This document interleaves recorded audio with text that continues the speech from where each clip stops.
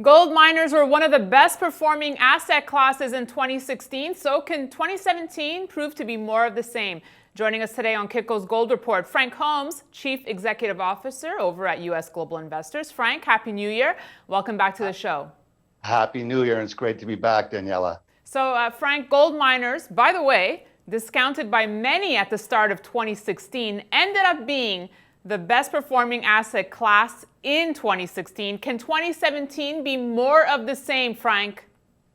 I think if gold is up 8%, again, I think you're going to see gold stocks perform spectacularly well. And off to a good run already. Gold itself having a good Tuesday here.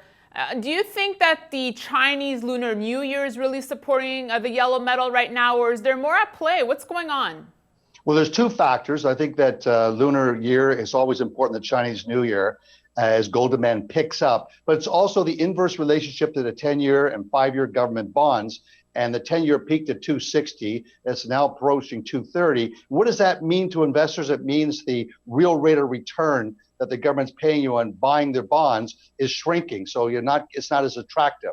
So this is positive for gold, coupled with the Asian demand. So what do you do with the levels here, Frank, for gold and the gold miners? Is it a good time to get in? Would you sit and wait? What do you do?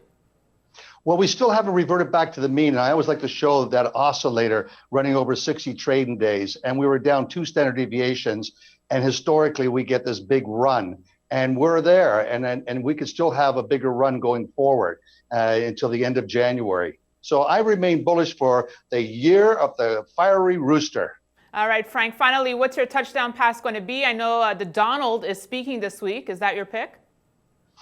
PPI is coming out. It's a precursor to CPI, the inflationary trend. So you take the PPI rate and take it away from the 10-year government bond, and then you'll take next week the CPI and get a feel for real interest rates, what they're doing. That will dictate the price of gold. All right, Frank. Well, thanks so much for joining us this week.